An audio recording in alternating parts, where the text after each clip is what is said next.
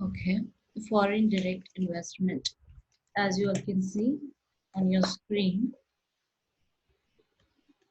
So here I want to give some background on this topic.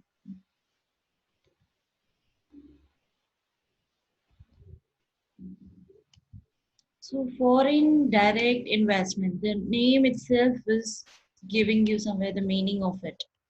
Foreign direct investment. Foreign direct investment is nothing but the investment which is made by the foreigners in a host country. For example, Americans coming and making some investment into India. So this investment is basically done for their profits, okay? But it it also it is also good for the host country in some other way. This investment, which is done by the foreigners for their profit, is also advantageous for the host countries in many ways. So this is good. It is considered to be good for a host country in many ways. Okay, we shall look at it how it is good later. Um, then yes, yeah. Here one more point I want to make. Like foreign direct investment, yeah, foreign direct investment can be like there can be inflow of foreign direct investment or outflow as well. For example, Indians can also go and invest into some other country, say some neighboring country, we can say Sri Lanka or somewhere there, Bangladesh. So Indians going and investing there will be called as the outflow of foreign direct investment. But foreigners coming, like in our example, Americans coming and investing in our country will be called as foreign direct investment inflow. Okay. And when we are talking about foreign direct investment, there is one more similar concept, that is of FPI, foreign portfolio investment. So this is not considered to be very good. Foreign direct investment is the investment in terms of like technology, setting up of a company, or uh, taking a share in the company. It is like this, okay? In terms of in that terms, they are investing foreigners. But in foreign portfolio investment, what happens is foreigners are investing their money, cash, in the stock markets of a host country. For example, stock market of India. So foreigners, some foreigners like UK or say American, or these people coming and investing in India's stock market. That will be called as foreign portfolio investment. So this is not considered to be very stable, whereas foreign direct investment is considered to be very stable, right? Because of the many advantages it has, like it brings not just money but also technology. It gives some it generates employment. It is also good for the development of economy. There are many advantages of foreign direct investment. On the other hand, foreign portfolio investment is just bringing in money, and that too there is very uncertainty of money. It can anytime be taken away by foreigners whenever if there is a reduction in interest rate. If the interest rate goes down, then the foreign the money can anytime be taken away. So this is not considered to be very stable, right? So this is a bit background on this topic. Now, foreign portfolio investment is not there in your topic. It is just for your understanding. I've told you this is a very similar concept to this, and always it is studied together. That's why I have told you all about little about this foreign portfolio investment as well. But I you will not get any question on this foreign portfolio investment. Okay, all that you need to study is this foreign direct investment, and this is what we'll be looking ahead now.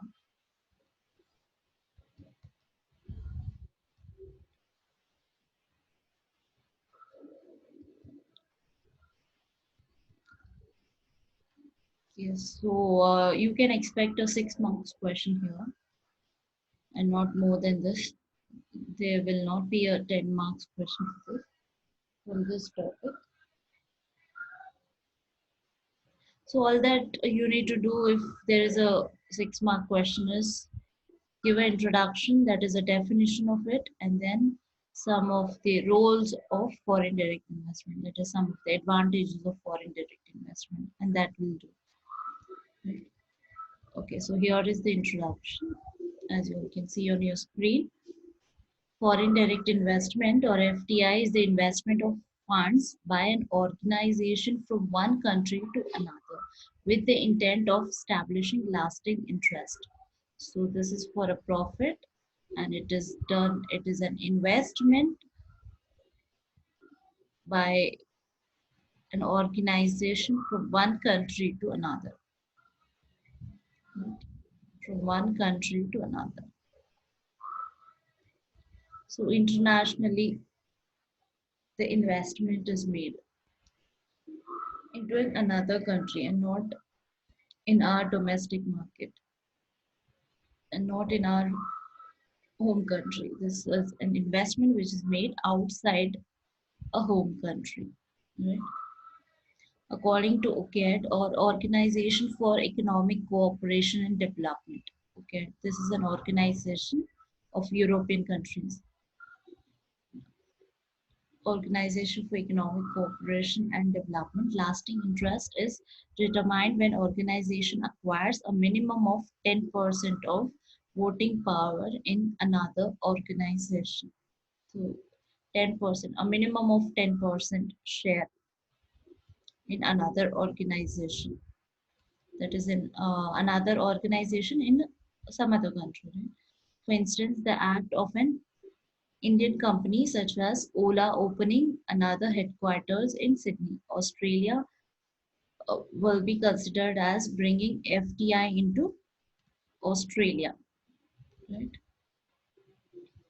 Yeah, here they've given the example of Ola going and investing in Australia will be considered as bringing FDI into Australia. Here, yeah, I want to give you all one more example here. For example, yeah, some Japan companies, we can say Sony. Sony is a Japan company which is coming and investing in our country, India. So this will be termed as FDI in India. Right? Yeah, one more point I want to make here is that FDI is more in the service sector of our country. We can see the FDI flow in is higher in the service sector of our country and not in any other sector, not in manufacturing sector or agriculture sector. So the service sector has got constitute a huge share of FDI which is flowing in our country. Right? This is India specific. Yeah, reinvestment of profits from overseas operations as well as intra-organizational loans and borrowings to overseas subsidiaries are also categorized as FDI. The meaning of FDI is not restricted to only to international movement of capital. Its definition also encompasses in international movement of elements that are complementary to capital, such as skills, process management, technology, etc. So it is not just about movement of capital, but also movement of skills, process, management, technology, etc. So I've told you the FDI is a very wide concept here again, but FPI is a narrow concept. FDI includes not just capital. It's not just about money. It is also bringing some skills, process, new technology, new way of management. There is a difference between FDI and FPI, foreign portfolio investment, as I just mentioned, wherein the investor purchases equity of foreign companies. FPI means only equity infusion. Yeah, so here is the point. It is only in equity infusion and does not imply the establishment of a lasting interest. FDI can be greenfield, wherein an organization creates a subsidiary concerns in another country and build its business operations from the ground up. Greenfield investment provides so basically greenfield. Yeah, I'll tell you all the difference here. FDI in greenfield means from scratch, a project which has not still begun, right? From scratch, starting a project from scratch. Whereas FDI in brown field is nothing but a project which is already going on. In that, there is a project which is already going on, and foreigners coming and investing in that project. That will be called as for brown field, right?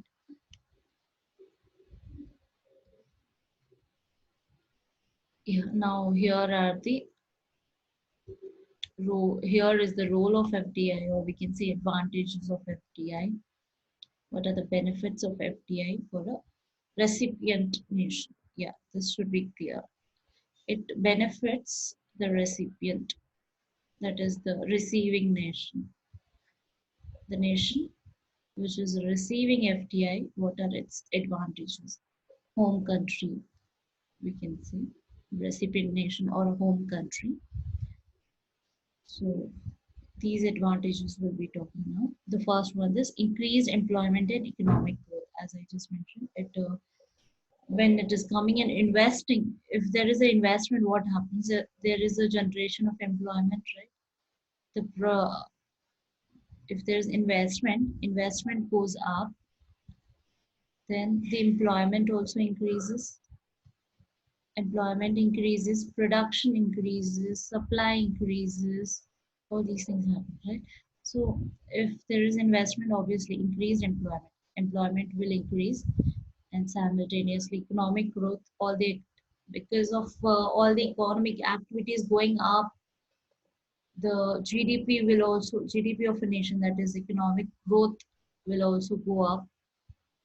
Right? Creation of jobs is the most obvious advantage of FDI. It is also one of the most important reasons why a nation, especially a developing one, looks to attract FDI. Increased FDI boost the manufacturing as well as the services sector. This in turn creates jobs and helps reduce unemployment among the educated youth as well as skilled and unskilled labor in the country. Increased employment translates to increased incomes and equips the population with enhanced buying power. This boosts the economy of the country. So is this point clear? Any doubts so far?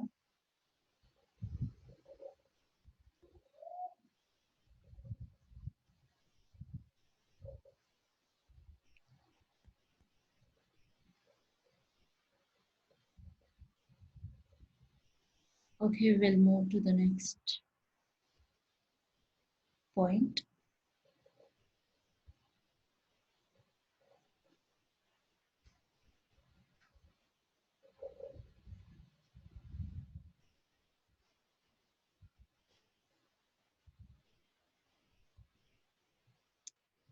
Yes, human resource development. So yeah, as it is bringing new technology, new skills, therefore human resource development. What happens is it trains the host nations people for doing their required work, right? So it is also indulging in training of people and therefore developing their skills and therefore human resource development.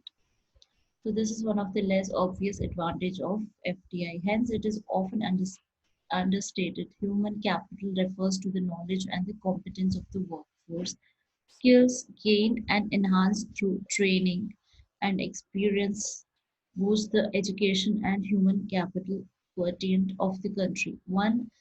Once developed human capital is mobile. It can train human resources in another companies, thereby creating a ripple effect. Right? So, what is human capital? It refers to the knowledge and the competence of the workforce. So, human capital is the skills which is acquired by a humans, right? Knowledge, skills, competence of the workforce. So, what FDI is doing is creating human capital in a host nation, and this is why it is considered to be very good for a host nation. So, development of backward areas. This is another good advantage. So if FDI is made into some remote areas, what happens? The economic activities are going up there, and thus the economic growth happens, and therefore the development of that area happens, right? With the economy growing up, what happens? The development also goes up. Right? So this is one of the most crucial benefits of FDI for a developing country. FDI enables the transformation of backward areas in a country into industrial centers. Yes, it enables the transformation of backward areas in a country into industrial sectors. This in turn provides a boost to the social economy of the area. The Hyundai unit at Sri Perumbudur, Tamil Nadu in India exemplifies this process. So there is one example. Hyundai company, which established at Sri Perumbudur in Tamil Nadu, has led to its development, development of that backward area. Right. So next is provisions of finance and technology.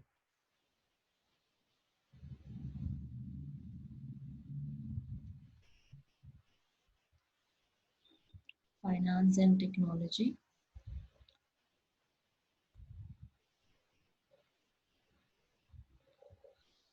So as we've just discussed initially, I've told you it is bringing not just money but also technology with it, along with the skills, new management skills, other type of skills, and also new technology. Right? A recipient business gets access to latest financing tools, technologies, and operational practices from across the world. Over time, the introduction of newer, enhanced technology and processes results in their diffusion into the local economy, resulting in enhanced efficiency and effectiveness of the industries. So, what happened with the new technology? The efficiency also increases, right? Efficiency will increase, and this again helps in economic growth. This in turn helps in economic growth by increasing its GDP. Right? Okay, next point is increase in exports. This is another advantage, increase in exports. Not all goods produced through FDI are meant for domestic consumption. Yeah, this point you should remember. That those goods which are produced in a host country by the foreigners will not be consumed just by domestic consumers. They can be exported as well, right? So why are basically these foreigners coming and investing in another country? It is because you know,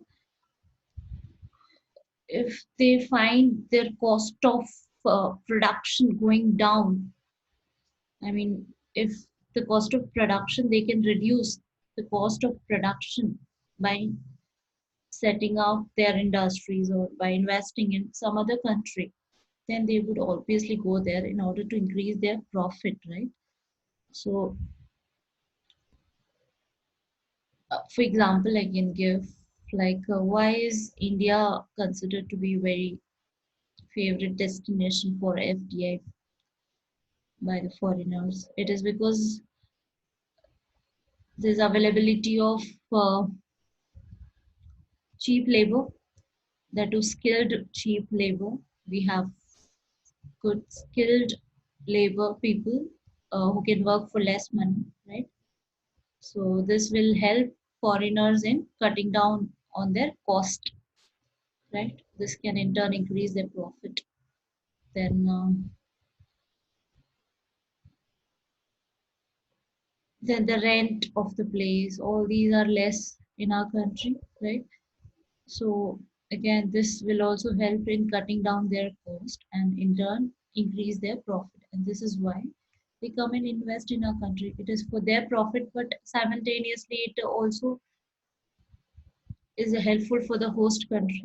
So there is a mutual benefit here in FTA, right?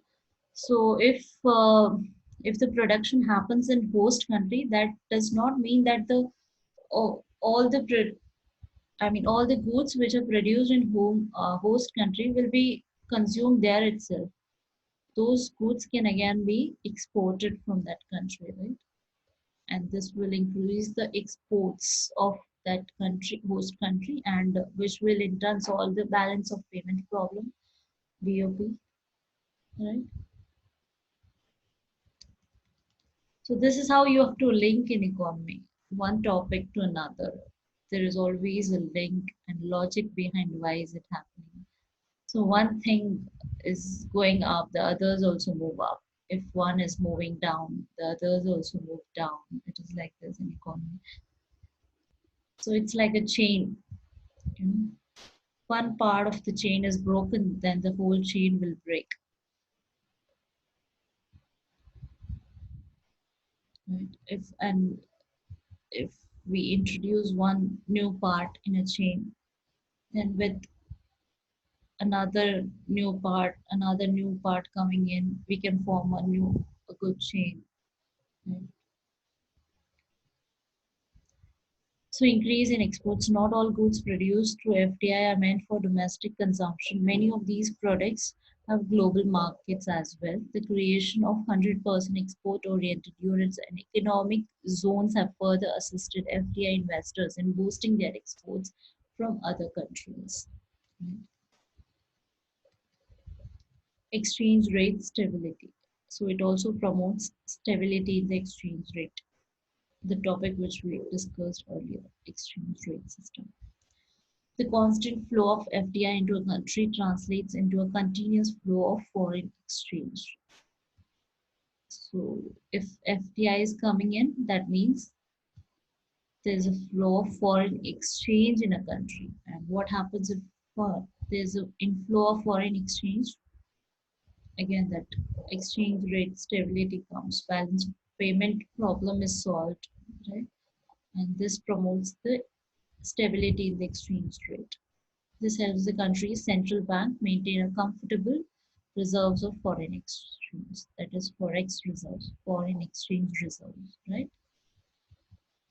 This in turn ensures stable exchange rate. So the another advantage is stimulation of economic development.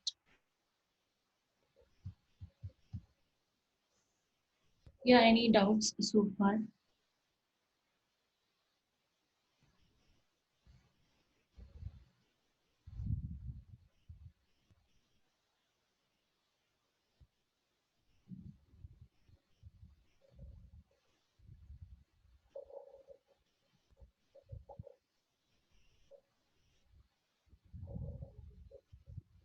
No doubts? Okay, we'll move. Stimulation of economic development.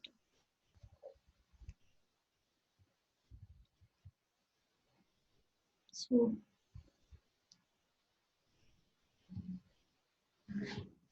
what is economic development? Economic development constitute is basically of investment going up, production going up, then employment generation, then demand going up, supply going up, and all these things, purchasing power going up. All these things together constitute economic development. So, as said earlier, FDI is bringing new technologies. It is generating the employment. It is bringing new money, capital, skills. So this is how it stimulates economic development. Yes, very true. This is another very important advantage of FDI. FDI is a source of external capital and higher revenues for a country. When factories are constructed, at least some labor, local labor, materials, and equipment are utilized, right? When a factory is constructed in any area, local, so foreigners will go for local labor, material, equipments, right? Once the construction is complete, the factory will employ some local employees and further use local material and services. So using of local employees means what? Generating employment in that local area, right? And employment means what? Money in the hands of local people. Money in the hands of in local people means what? A good life for them. They can demand more goods. Purchasing power of local people increases. So this is how it is benefiting, right?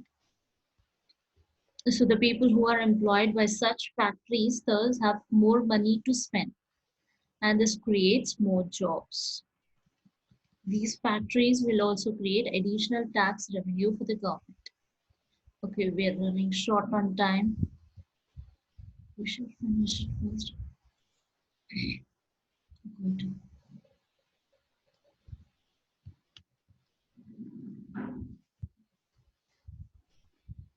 These factories will also create additional tax revenue for government. Yeah, this is another benefit. Obviously, anyone coming and doing any economy activity in a country, not just foreigners but also domestic manufacturers or domestic producers are also charged tax, right? So if foreigners are coming and doing some economic some making some investment and all, going for some production, obviously government tax them, right? So this will increase the tax revenue of government as well. This can be infused into creating and improving physical and financial infrastructure in a country, in a host country. So that money which is earned by tax revenue in the form of tax revenue, this will again back it will be infused. That is, it will be used for creating some infrastructure, developing infrastructure in the host country. Right? Now the next point, improved capital flow. Yeah, this we've discussed just earlier. Capital is money. Right? It is bringing in money also. Inflow of capital is particularly beneficial for countries with limited domestic resources as well as for nations with restricted opportunities to raise funds in global capital market. So for those countries, least developed or developing countries, you know, they are in need of money, but they are not getting it from anywhere else. Like other institutions like World Bank or IMF or say some other countries are charging them high interest rate on the money on the loan which they go for seeking. So that is a burdensome for the host country. So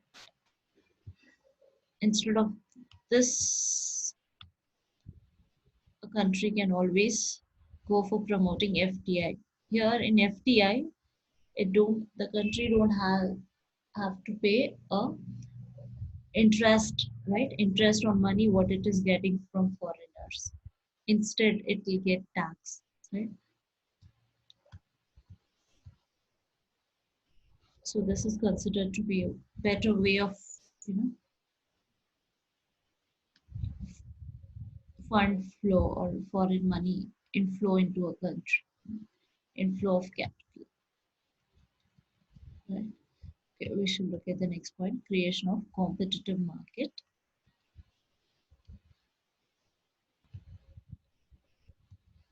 Competitive market is, it means the competition in the market increases.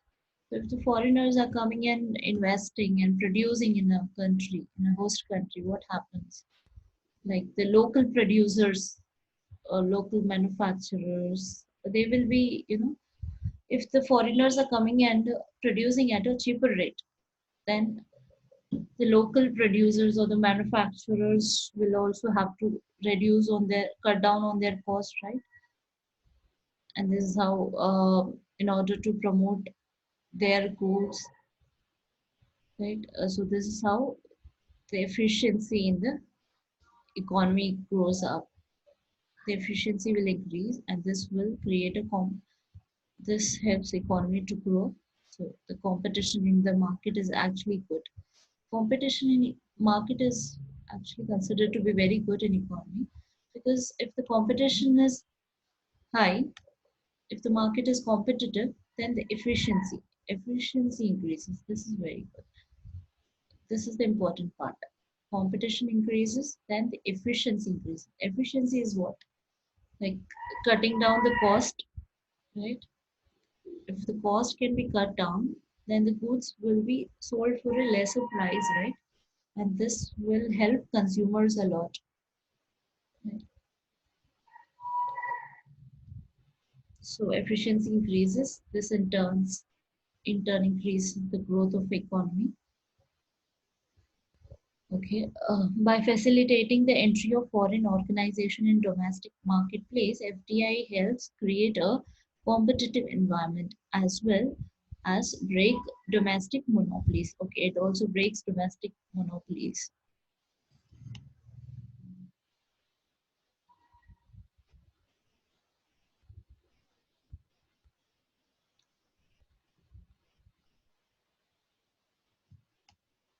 So domestic monopoly is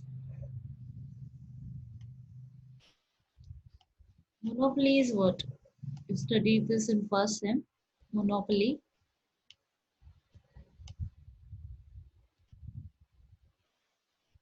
This is it means just one person or one organization ruling the entire market, right? This is not, this is the meaning of monopoly. For example, railways, though it is in the hands of government, so there is not much exploitation here. But otherwise, in monopoly, what happens is this: there is a chance of huge exploitation here. People get exploited in monopoly market, as there's just one producer which is ruling the entire market. So consumers don't have any option to go for to look for any substitute, right? So they're forced to buy from those producers, and this is nothing but exploitation, right? So for monopoly, I can give example of railways.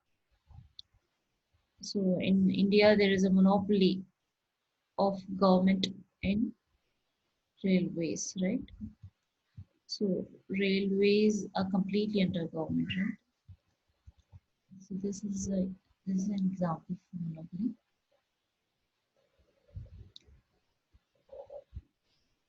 So what is FDI doing is it is coming and breaking this domestic monopolies, a healthy competition, and it promotes competition in the economy. A healthy, yeah, competition should be healthy. This is another thing. Mhm. If the competition is healthy, it is good. Otherwise, it is not good. Okay, a healthy competitive environment pushes firms to continuously enhance their process and product offering, thereby fostering innovation. Consumers also gain access to a wider range of competitively priced products. For multinational corporations, FDI in India is a means to multinational corporations are MNCs, multinational companies. FDI in India is a means to access new consumption production markets and thereby expand its influence on business operations. So it is a means to access new consumption production market and thereby it expand its influence and business operation. It can gain access not only to limited resources such as fossil fuels and precious metals, but also skilled and unskilled labor, management expertise, technologies. FDI also enables an organization to lower its cost of production by accessing cheaper resources or going directly to the source of raw material rather than buying them from third parties. We can just go through this. This is not a big deal. So in this para, they are giving how the FDI is helping multinational corporations. So I think we are done with this. We're done for today. The time is up, and that is why I'm leaving this for you. So any doubts so far? If there's any doubt, I can clear it. And with this, we are finishing with our unit 5. From tomorrow onwards, we'll be looking at unit 1, that is money banking part.